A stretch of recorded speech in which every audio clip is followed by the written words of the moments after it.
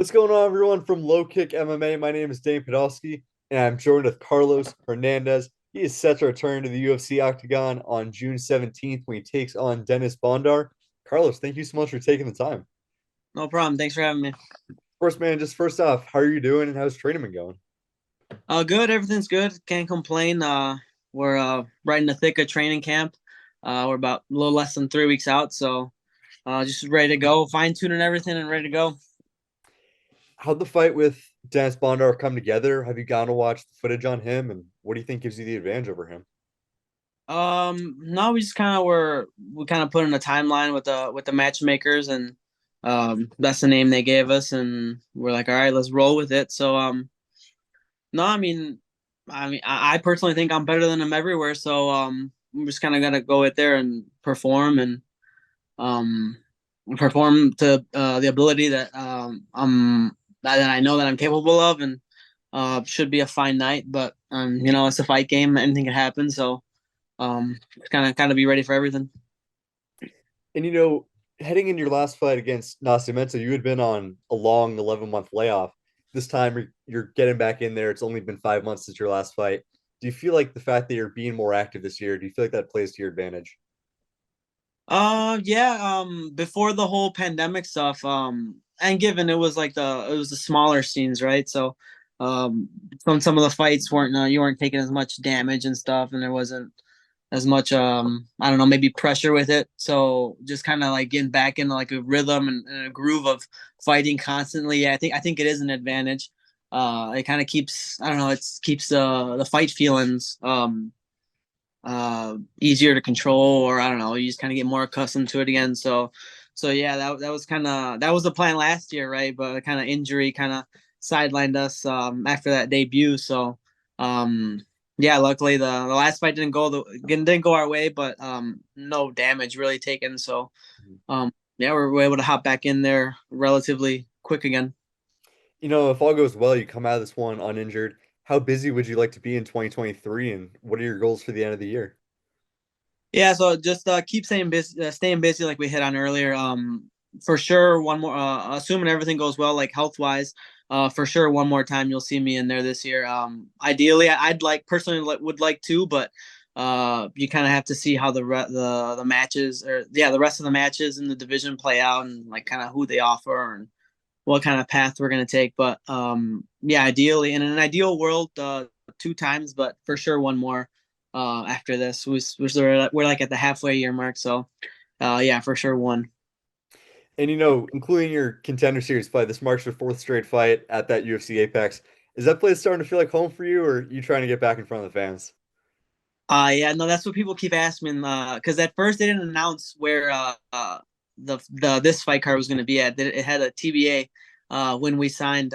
So I was kind of hoping for like an arena, like a small fight night somewhere with a crowd.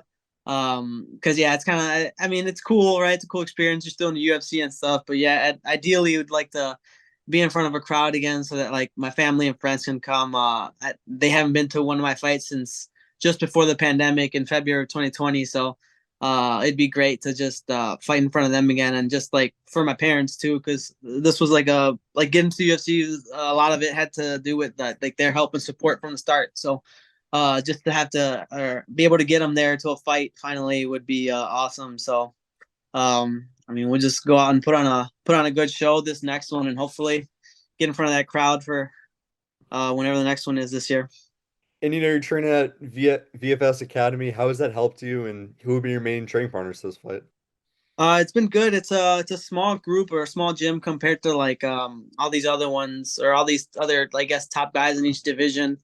They're kind of coming from big gym and stuff, but we're pretty like small knit group. So it kind of goes like in rotation whenever someone's trying to fight, and like the attention and or the amount of attention, I guess I should say, that they're able to get each fight. Kind of the focus from just like our part, not only our partners but our coaches too. It plays or it's able to help us. I think a little more. We got more of an advantage there. Because like I said, it's not a lot of guys. I think there's only like five of us in there, in the UFC at the time, but we got a lot of other guys and other promotions that are coming up. So it's good. It's been good. good training there. Do you feel like training at sort of a smaller gym gives you an advantage because there's more attention on you? Yeah, for sure, for sure.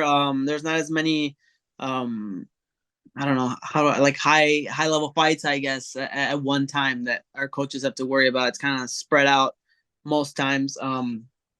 So yeah, I think it does play an advantage. You get a little more beat up and a little more attention in the camps. And Yair Rodriguez still trains there, right?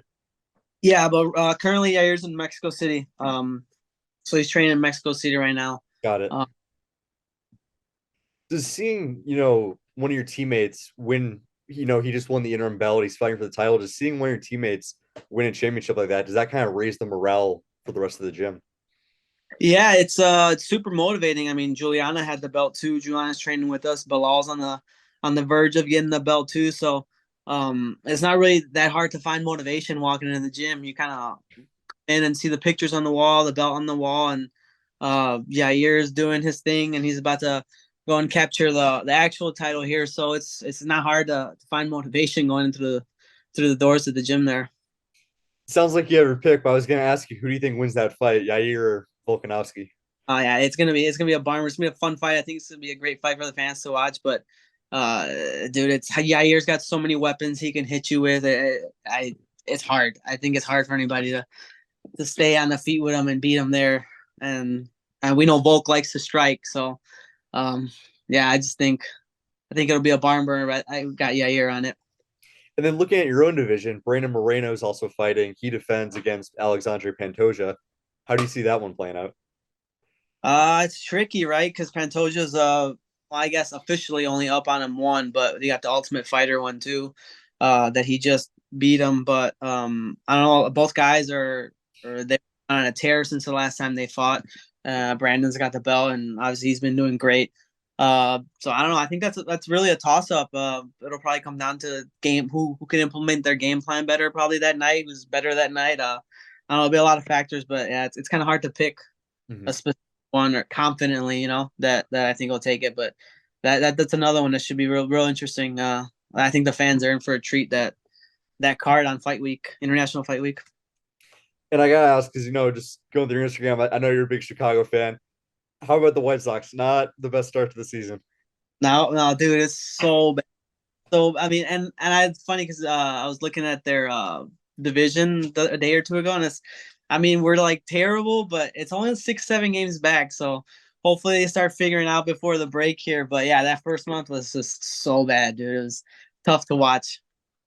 Yeah, definitely a rough season for them so far. Do you follow the other Chicago sports teams or mostly just White Sox? I see you got the soccer Um, teams again. yeah, mostly the White Sox with baseball and soccer. Not never really too big on basketball or hockey, but if like they have a good run like in the playoffs and stuff, I'll jump on the bandwagon and tune in around that time. But yeah, mostly just baseball as far as Chicago sports. Got it, got it. And then, looking at, your fight cards, headline, two middleweights, Marvin Vettori, Jared Cannonier. Who do you think wins that fight? Uh, I don't know. I haven't really thought about that fight too much. Kind of just when I have mine coming up, I'm kind of just blinders on, focused on mine. So yeah, I don't know. It'd probably come down to Vittori trying to grapple him, and Cannonier's it's another big weight, so it'll be interesting to see how that one plays out. But nah, I haven't really thought or looked at that one too much, to be honest. Fair enough. And then just my following question, June 16th, Carlos Hernandez, Dennis Bondar. Carlos, give me your official prediction. A finish. We're going for the finish. The last one is still. We say not to dwell on our losses, but it's like so hard on me personally when you go out there and I don't know, not perform, but if you want to call that a perform like that, it just kind of feels like a letdown to everybody that invests time in me and supports me here back home. So right from the start, whatever we got to do, wherever it takes place, we're just going for the finish. So it's been a while too since I've gotten to finish, so just by finish. I don't care how, but by finish. No more split decisions. Nah, yeah, screw that. Like I said, it's been a while since we got to finish those dang nerve wracking decisions. I'm done with that. Let's just go and get it done. Fair enough. Well, Carlos, I'm wishing you the best of luck. Guys, Carlos Hernandez returns to the UFC Octagon on June 17th when he takes on Dennis Bondar. Carlos, thank you so much for taking the time. Thank you. Make sure to subscribe to the LowKick MMA YouTube channel for all the latest news, event previews, and interviews with some of the biggest stars in MMA.